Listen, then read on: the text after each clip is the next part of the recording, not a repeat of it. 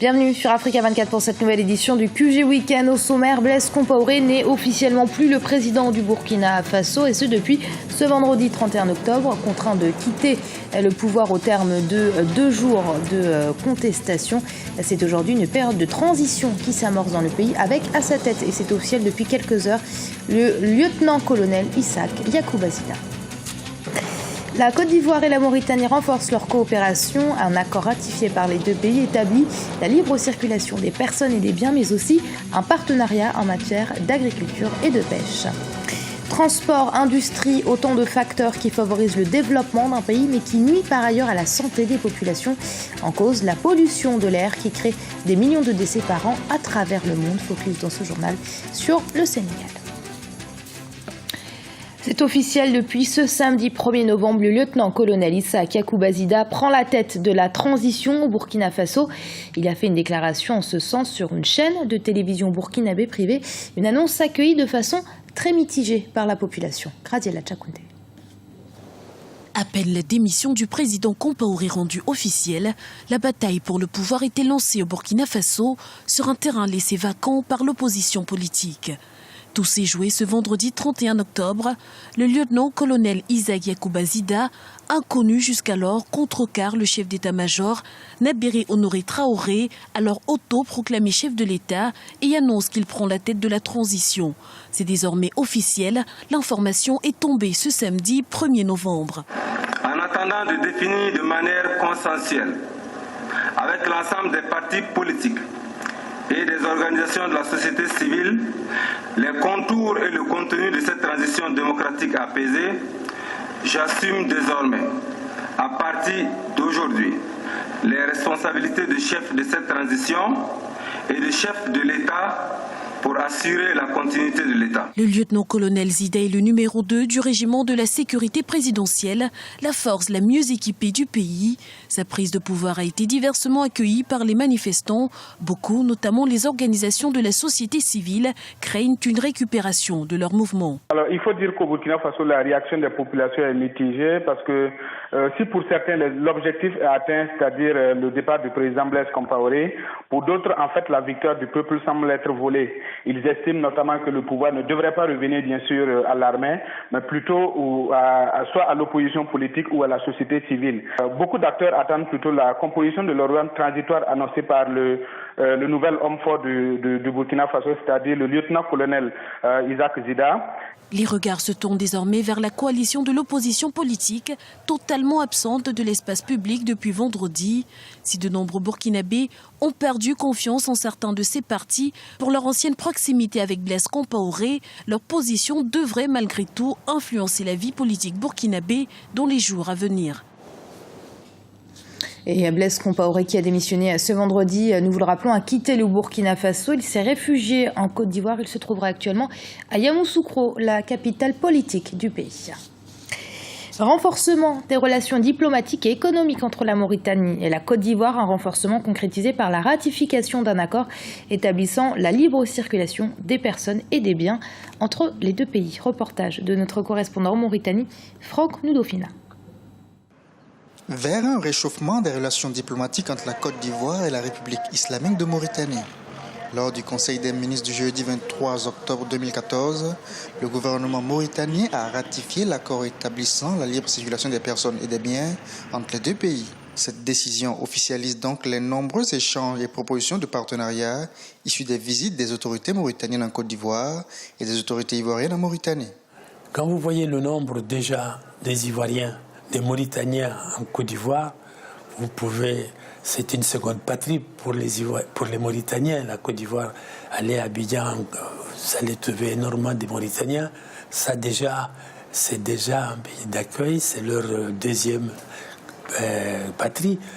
Et ici, depuis la crise ivoirienne, nous avons enregistré beaucoup des Ivoiriens qui arrivent ici, d'autres y restent, d'autres traversent, partent au nord, au Maroc, et d'autres sont établis ici. L'accord que la Mauritanie a ratifié rend officiel la création d'une grande commission mixte de coopération avec la Côte d'Ivoire, la libre circulation des personnes et des biens, mais également un partenariat en matière d'agriculture et de pêche. Bien évidemment, le fait d'octroyer cette opportunité à des commerçants mauritaniens pouvant justement vendre leurs produits en Côte d'Ivoire et vice-versa, ça permet quand même de développer justement le volume d'échange entre les deux pays et créer justement une synergie permettant la mise en place d'un climat d'affaires propice au développement, justement, je dirais, de ce genre de collaboration, de partenariat, collaboration bilatérale entre les deux pays. Et pourquoi ne pas généraliser cette expérience sur les autres pays de la sous-région, à savoir le Sénégal, le Mali, le Burkina et autres. Afin de donner un coup d'accélérateur à ce nouveau partenariat entre la République islamique de Mauritanie et la Côte d'Ivoire, les deux pays ont décidé de la tenue à Abidjan en 2015 de la première session de la commission mixte de coopération et de l'organisation prochaine d'un forum économique sur le secteur privé. Et dans le reste de l'actualité, le président malien Ibrahim Boubacar Keïta est actuellement en tournée dans les pays voisins du Mali touchés par l'épidémie Ebola. Une visite de solidarité donc, mais aussi de travail puisqu'il s'agit également de parler coopération bilatérale. Cette tournée, elle a déjà conduit en Guinée. Ce samedi, il est arrivé en Sierra Leone et il conclura ce voyage par le Libéria. Le Congo a reçu ce mardi 28 octobre le prix Club PPP Média Afrique Édifice Capital. C'est une récompense qui vient saluer les efforts du pays dans le développement des travaux publics. La politique d'urbanisation menée par les autorités a en effet permis au Congo de se doter d'infrastructures innovantes, véritables facteurs de développement économique. Le point tout de suite avec Marina Vanier. Le Congo récompensé pour ses efforts dans le développement des infrastructures. Ce jeudi, le pays a reçu le prix Club PPP Média Afrique Édifice Capital qui consacre le pays pour sa politique d'urbanisation. Le Congo a mis sur pied depuis quelques années le concept de la municipalisation accélérée, un procédé qui a permis de doter le pays de plusieurs infrastructures. Écoles, routes, hôpitaux, toute l'infrastructure urbaine est concernée. Il a été mis en place une force de mobilisation des ressources pour aller vers l'investissement, donc à la construction des infrastructures. Et nous nous rendons compte que les infrastructures sont réalisées, évidemment, à une dimension considérable et que le plus important n'est pas seulement la réalisation de ces infrastructures, mais surtout la pérennisation de ces infrastructures. De 34,2% en 2011, la part des personnes sans emploi est passée à 6,9% en 2013. Une baisse spectaculaire qui s'explique en partie par l'explosion de l'offre dans le domaine des grands travaux publics et de nombreux projets structurants. Si je veux parler des aéroports du Congo, par exemple, au moment de la concession, nous étions pour... par exemple, l'aéroport de Brazzaville, nous étions à 700 000 passagers par année. Boosté par la concession, boosté par les concepts de hub, avec la mise en place d'une entité nationale pour desservir l'ensemble et la sous-région et l'international, nous avons ramené aujourd'hui l'aéroport de Brazzaville à 1 126 000 passagers par année, vous voyez, en moins de 4 ans. La République du Congo se structure aujourd'hui autour d'audacieux projets. Débutée en 2004, la municipalisation accélérée est l'opération la plus coûteuse jamais entreprise dans le pays. D'après l'OMS, l'Organisation mondiale de la santé, 7 millions de décès prématurés par an sont liés à la pollution de l'air, un phénomène qui touche notamment les grandes villes, à l'instar de Dakar, la capitale sénégalaise. Ici, la pollution est due en grande partie par les transports et les industries. Reportage de notre correspondant El Hadj Ndiaye. Dakar, la capitale sénégalaise, fait partie des villes les plus polluées en Afrique. Selon une étude de l'OMS, l'Organisation mondiale de la santé, confirmée par le bureau régional du WWF basé à Dakar, la capitale sénégalaise est la deuxième ville la plus polluée du continent. Cette forte pollution de l'air à Dakar s'explique essentiellement par deux facteurs, les industries et les transports. Le transport, quand même, est une source de pollution très importante. Quand on prend les véhicules qui ont une durée de vie de plus de 5 ans, en général, les moteurs sont un peu fatigués il dégage beaucoup de produits toxiques dans l'atmosphère.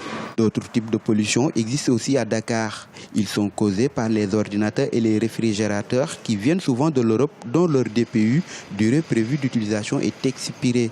Ces marchandises, qu'on appelle souvent les venants, sont exposées dans les quartiers de la capitale sénégalaise. Ils contiennent des produits toxiques qui polluent l'air avec des conséquences sur la santé. Nous remarquons de plus en plus dans les formes aiguës de pathologie, dans les pathologies aiguës, c'est une recrudescence de ce qu'on appelle les bronchites aiguës. Les bronchites aiguës, ce sont des inflammations, des infections qui se situent au niveau des bronches et qui sont liées un peu à l'inhalation de certains produits qui sont nocifs pour l'appareil respiratoire. Il y a également d'autres pathologies, ce sont chez les patients asthmatiques, l'augmentation de la fréquence de crise d'asthme.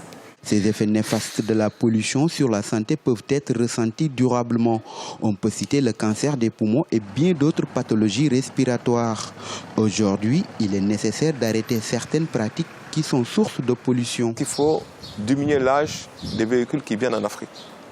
Et avec le contrôle technique, imposer que les véhicules, lors du contrôle technique, aient des pots catalytiques qui soient en état de fonctionnement pour réduire justement toutes les émissions pouvant provenir des véhicules.